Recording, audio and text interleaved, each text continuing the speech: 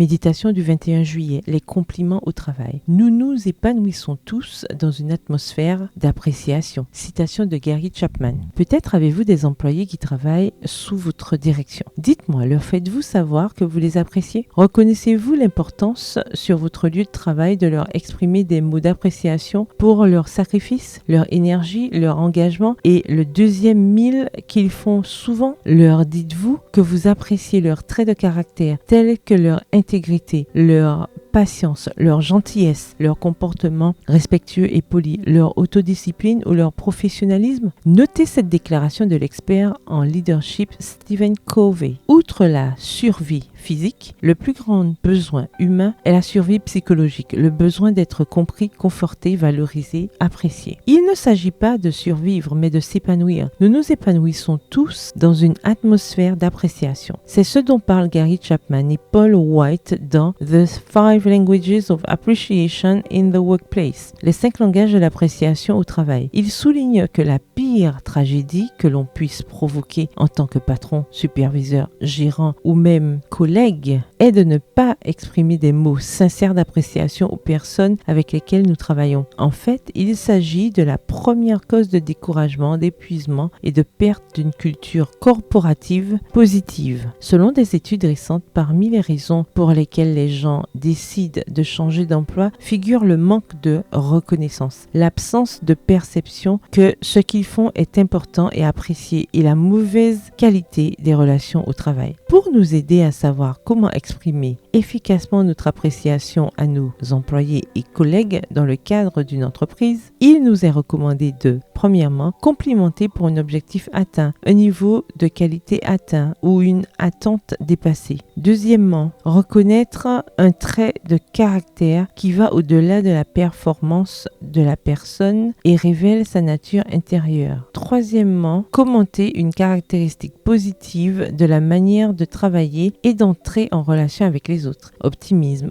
bon communicant, organisé, planificateur, énergique, créatif, non conservateur, etc. Tout cela après avoir vérifié si la personne préfère que vous le laissiez en public, en privé, oralement ou par écrit. Les cerveaux sont comme les cœurs. Ils vont là où ils sont appréciés, a écrit John Maxwell. Montrez donc de la reconnaissance à vos employés car ils se sentiront aimés, ce qui alimentera le feu de la passion pour ce qu'ils font et augmentera leur satisfaction au travail. Le verset du jour se trouve dans Matthieu 25, le verset 33. Son maître lui dit « Bien, bon et fidèle serviteur, tu as été fidèle en peu de choses, je t'établirai sur beaucoup. » Bonne journée, que l'Éternel vous bénisse.